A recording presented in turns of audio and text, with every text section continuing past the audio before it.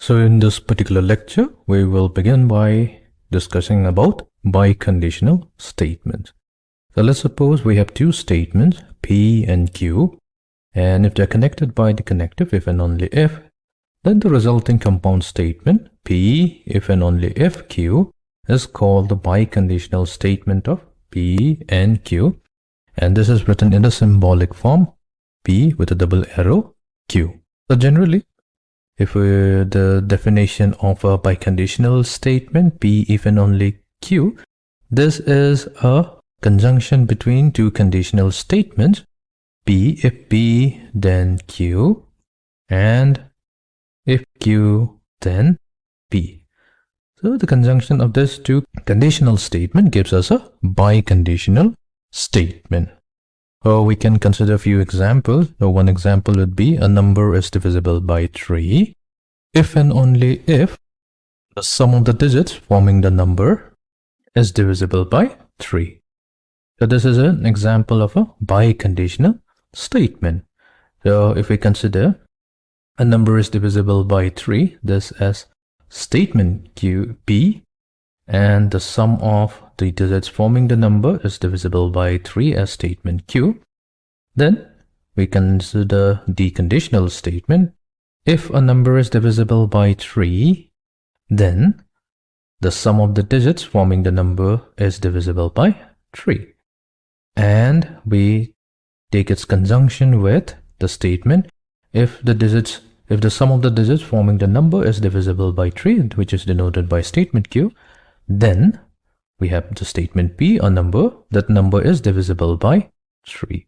So when both of them are true, then we say that this is a biconditional statement, P if and only if Q. There will be a couple more examples we can state. For example, a triangle is equilateral if and only if it is equiangular.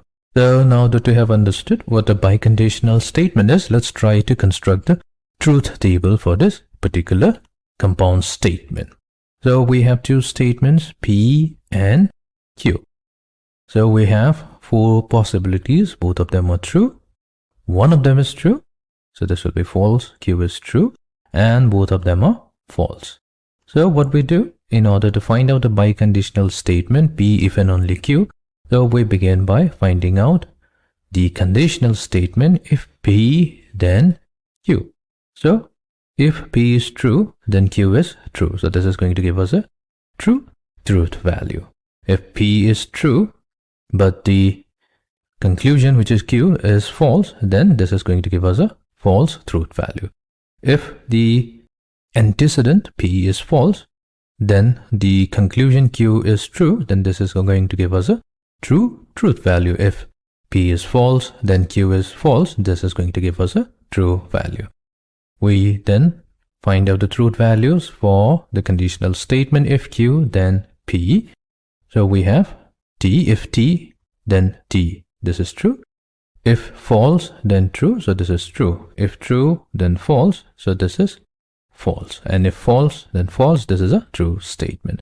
Then what we do next is take the conjunction between the two conditional statements. So if P then Q, and if Q then P. So the conjunction will be true when both of them are true. So we have a true here, and the rest will be false. So this is the biconditional statement, P if and only if Q. So that means the truth values of a biconditional statement is going to be true when both the antecedent and the consequence are true. In any other cases, it's going to be false. So here we have 4 biconditional statements. So let's try to determine the truth value of each of the following statements. So we have the first statement, Paris is in Canada if and only if 2 plus 2 equals to 4. What we'll do, we will consider two statements, P and Q. So let's P be the statement, a true statement, that Paris is in France. So this is a fact. So we'll consider this as a true statement. And we consider another true statement for Q, which is 2 plus 2 equals 4. If we negate the statement P, so Paris is in Canada. Actually, the negation of the statement P will be Paris is not in France. However, based on a particular example, we're considering the case that Paris is in Canada to be the negation of the statement P, Paris is in France. Similarly, for Q, we'll consider the statement 2 plus 2 equals to 5. This is a false statement, both of them. So that's why we're considering this as the negation. Now, let's look at the first one. We convert it into a symbolic form. Paris is in Canada. So this is a false statement. If and only if 2 plus 2 is 4. So this is a true statement. Let's write down all of them. Second one, Paris is in France. So this is a true statement. If and only if 2 plus 2 equals 4. So this is a true statement. Third one, Paris is in France. So this is a true statement. If and only if 2 plus 2 equals 5, which is a false statement. And the fourth one, Paris is in Canada, which is a false statement. If and only if 2 plus 2 equals 5, which is a false statement. Now, remember, from the truth table, a biconditional statement is only true when both the antecedent and the consequent is true. So this is going to give us true value, or when both the antecedent and the consequent are false. Rest, it will be false statement. So this is the truth value for each of the following statement. Let's go to the next problem. Example number 2. We have to form the biconditional of the given statement. So let's start with statement number 1. P is the statement, S is a square, and Q is the statement, S is a rectangle. So the biconditional statement will be P if and only Q. So this can be also expressed as S is a square if and only if it is a rectangle. However, there is a shorter way of writing if and only if, IFF. So this means the same thing as if and only if S is a rectangle. Then we consider statement number 2. P, 1 is less than 7, Q, 2 is less than 8. So the biconditional statement P if and only Q, that will be 1 is less than 7 if and only if 2 is less than 8. Then the third statement, P, X is an integer and Q, X is a natural number.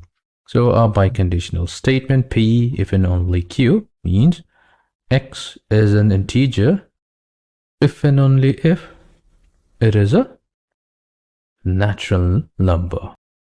So this is how we can express two statements P and Q in the form of a biconditional statement.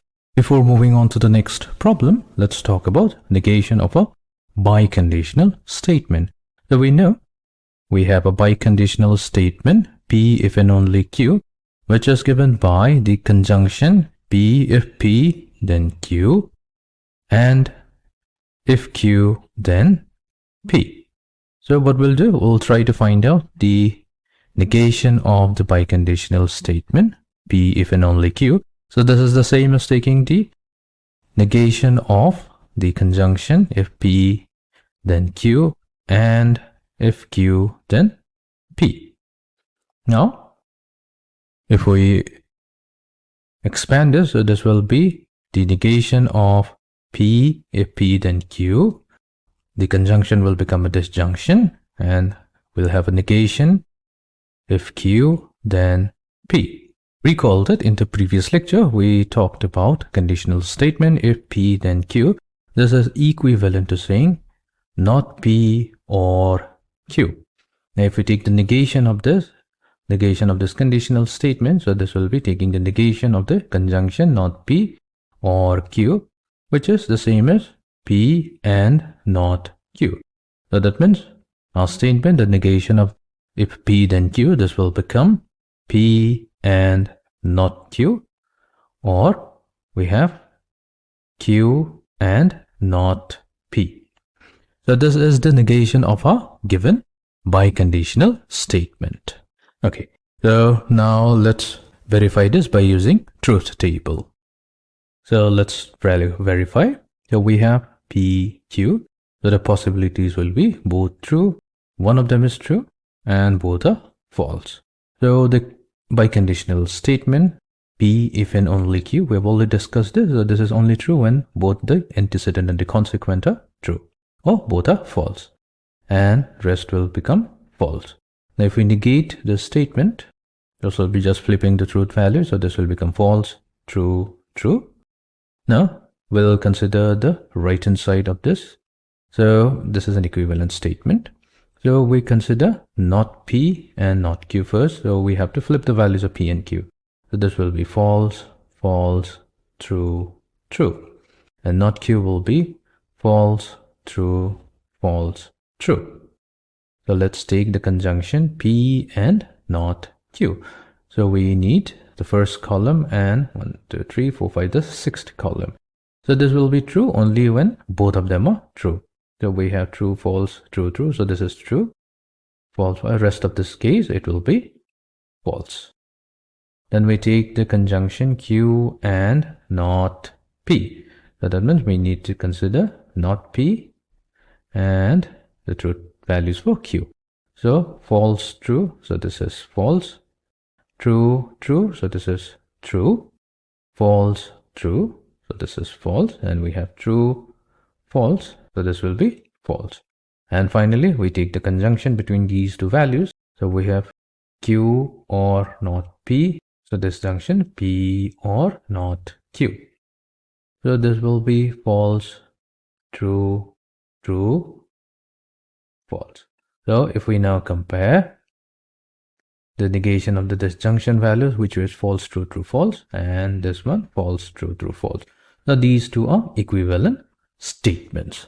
Let's move on to the next problem.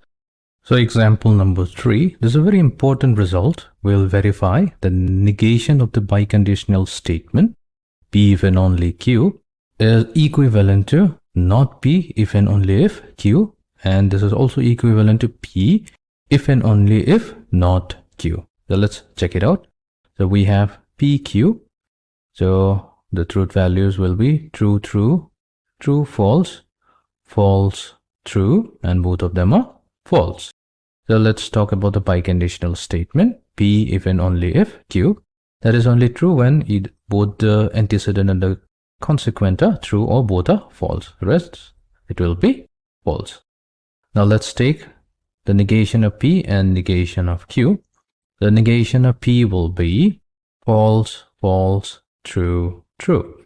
And negation of Q will be false, true, false, true. So we start with the statement not P if and only if Q. So we need not P and Q. So this is going to be true only when both of them are true or both of them are false. So we have false, false. So this is going to be true. And we have true, true. So this is going to be true. When and rest, it will be false.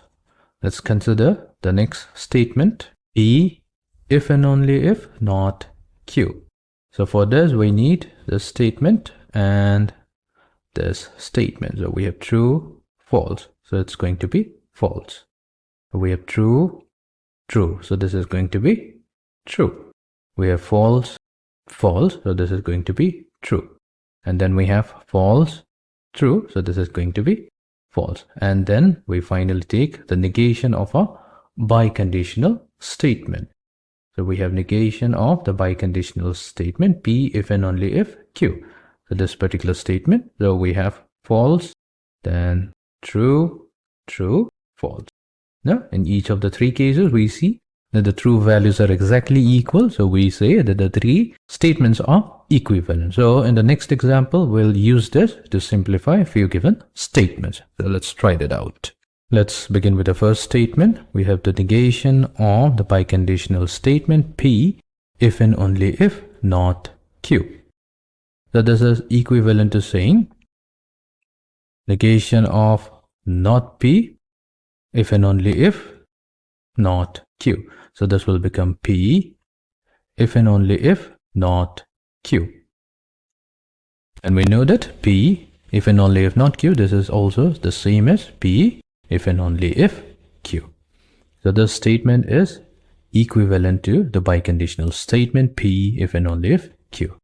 Let's try out number 2. So we have negation of not P if and only if Q. So this will be negation of P if and only if Q. So this is P if and only if Q. So here we have used the fact that negation of negation nullifies the effect. Then number 3, we have negation of not P if and only if not Q.